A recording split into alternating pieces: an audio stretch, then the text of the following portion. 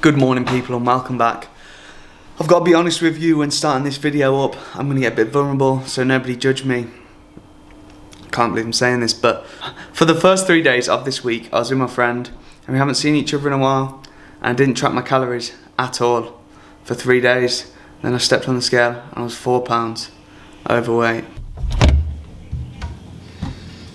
So you might be thinking, what am I going to do now and how am I going to make up for this? And the answer is absolutely fuck all. I'm just going to get back into my normal routine.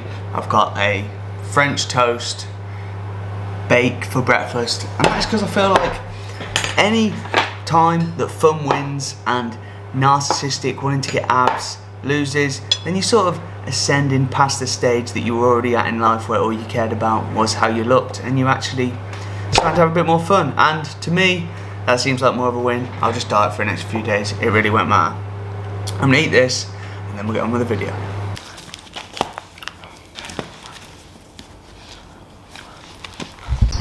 Oh, sunny day here in Perth now.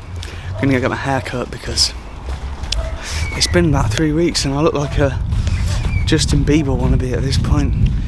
12-year-old that just care about his haircut because he's just playing out with his pals all the time, mate. But I gotta get that done now, and then we're gonna go and hit a big leg session with one of my pals. He knows quite a lot about biomechanics and training, so hopefully he'll do some talking and we can all learn a bit more about how to train your legs effectively and safely. Trim acquired. Now we're gonna head to the gym to train legs. Gonna get my pre-workout in because I feel like this is going to be a big leg session. Going to a new gym that will hopefully have some decent machines. Trying to open my pre-workout. It's very tight. I'm going to smash this now. Give me a second. 390 milligrams of caffeine. Honestly, best pre-workout I've ever found. Strongest one in Australia that I could find. So if you haven't tried it, I'd try it. If you like putting your headphones on, getting into a leg day and then being sick because you're training that hard, it's definitely worth trying. Anyway, we're going to smash this, then catch you at the gym.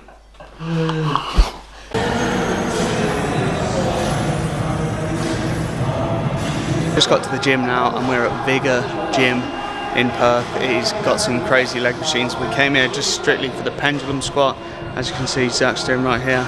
And we're using some bands, so I'm going to get him to go over why we're using those now so we can learn a bit more about how to make your squat more effective on different machines. Okay then people, this is Zach.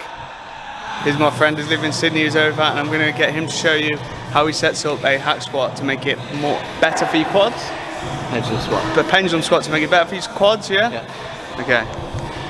Yeah, so the pendulum squat is a very effective exercise for your quads if you set it up and perform it correctly.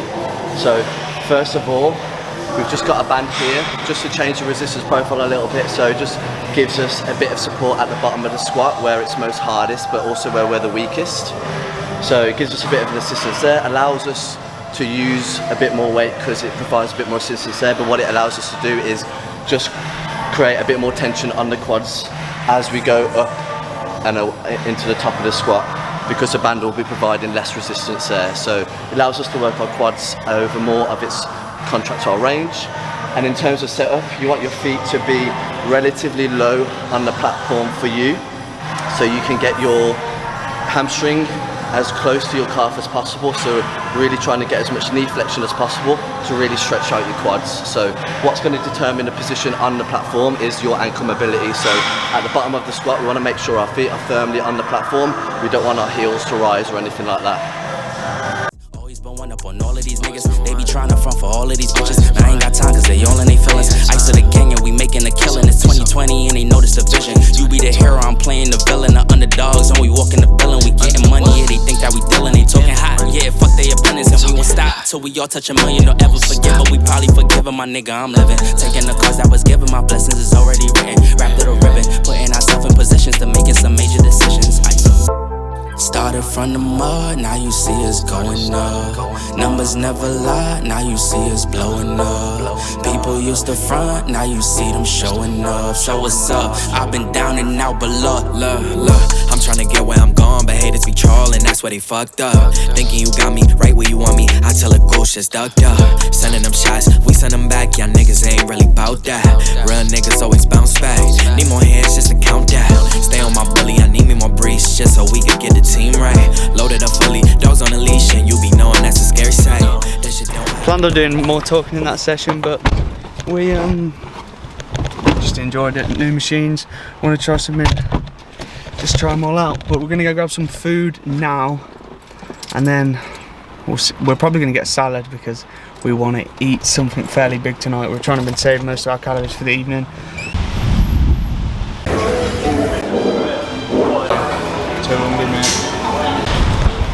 Day in the life of a basic ass Jimbo completed now. We got the Nando's salad, and now we're off home to do some work, and we're going to catch up with you guys later when we are going to go over some of the most important, frequently asked questions that we get about just random training topics and doing stuff online. So we'll get into that now.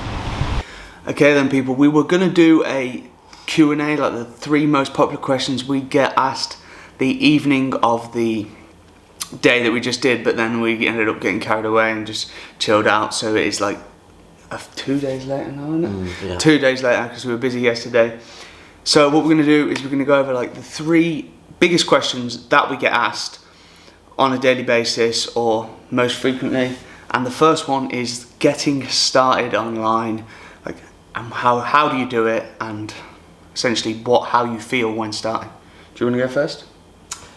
Yeah, this is a tough question to answer really. I think I get it asked myself quite a bit, but I think literally the best answer I can give is just to get started. So no one really knows what they're going to do with anything, regardless of if it's YouTube or anything else online when they begin. So the best thing you can do is literally just begin and just start, and then as you go, just kind of, have a look at what you're doing and think about what you can maybe do differently, and, what you can do a bit better, and just see how it goes, see how you feel about it, see how it's doing, and then just make changes as you go, really, because, yeah, as I said, no one really knows what they're doing when they first begin.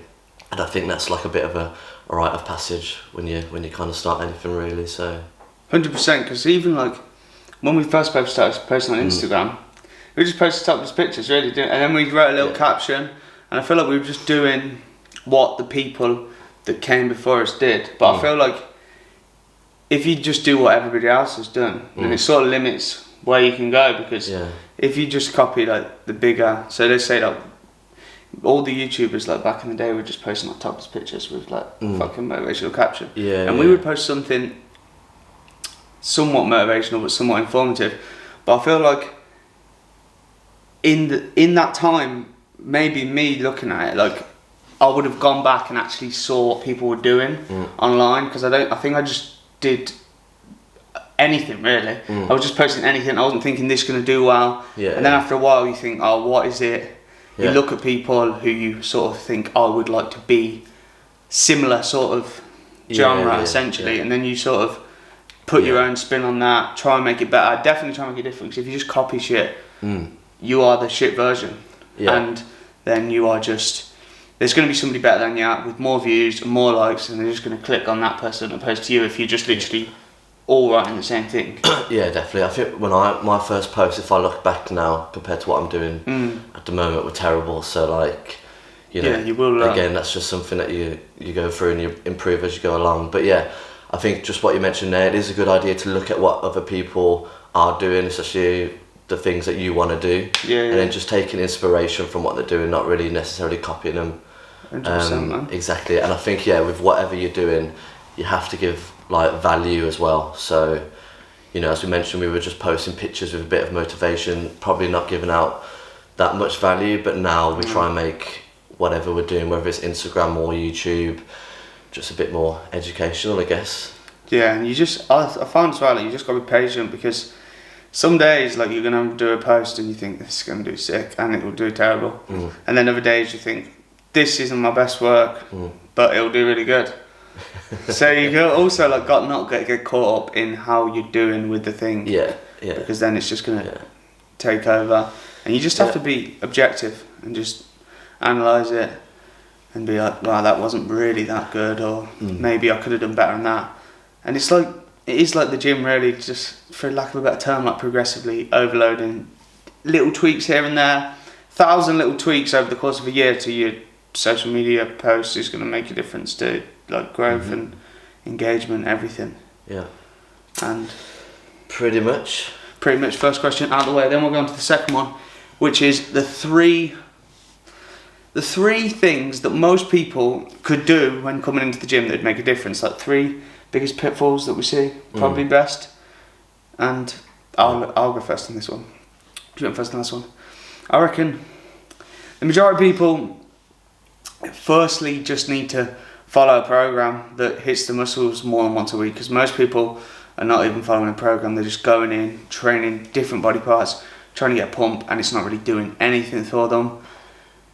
Hitting protein is huge. Like, I feel like when you don't, because we've been hitting protein for so long, like, it just seems like, how can you not hit your protein, mate? But like, I think some people actually, like, it is actually a hard thing to do at first, and getting used to eating a totally different way.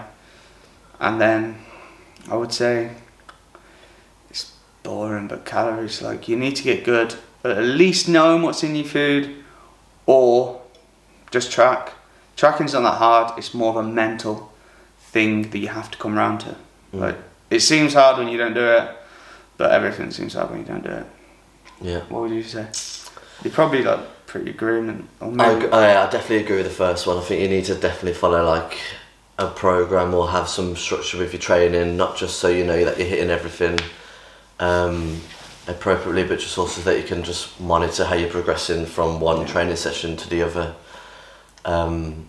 because that's obviously what's going to drive your progress, really. So having structure around your training, and then also just having a better approach with your training. So I always used to make the mistake that I thought it was all about lifting the heaviest weight and moving it as quick as possible. Lo and behold, I had a lot of injuries. So yeah, I try and send out the message that everyone should really be focusing on, technique and form, like way more of a priority over, the amount of weight that you're lifting. That's pretty irrelevant to a certain extent when it comes to building muscle. And then a third one.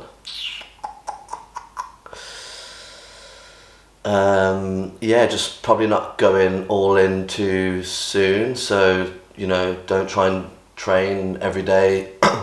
Don't try and train for 2 hours a day. Just make sure you get your rest in. Just make sure you make your training sessions,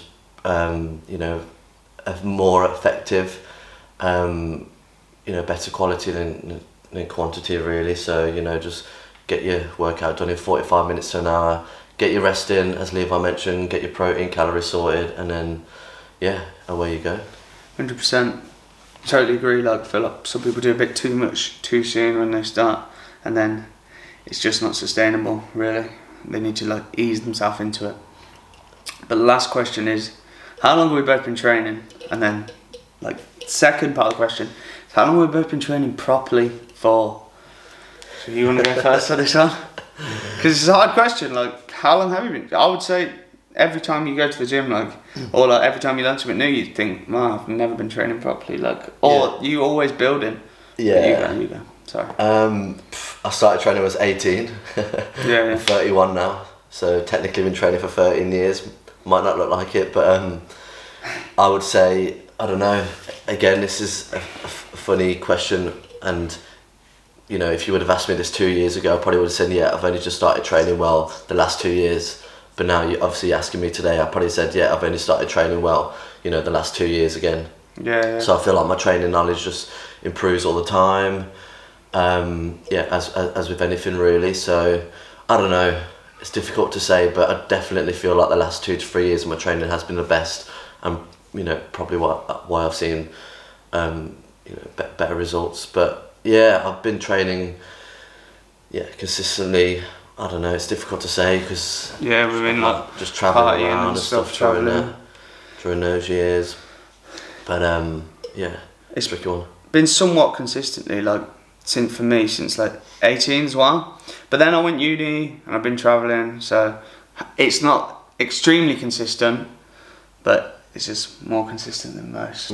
Like we definitely will have left some gains on the table with like travelling and partying, but I mean, it's not all about how big you are. it is about living your life as well, which some people like. It's fair enough if you just get into the gym, because we don't really drink anymore, but I still think there are some aspects of life that like you can't be fucking all 100% in all of the time, because you are just gonna miss out on life, and then you might be the biggest guy at the age of 35 or something, but and you ain't got any pals and you're just a loner. But yeah, they were the 3 questions. Go drop Zach a follow on Instagram, and I will have his account in the bio in the description below. Anyway, as always, thanks for watching. See you in the next one, guys. Peace. Always been one up on all of these niggas. They be trying to front for all of these bitches. I ain't got time cause they all in they feelings. Ice to the gang and we making a killing. It's 2020 and they notice the vision. You be the hero, I'm playing the villain. The underdogs and we walk in the building. We getting money, yeah, they think that we dealing. They talking hot, yeah, fuck their opponents. And we won't stop till we all touch a million. Don't ever forget what we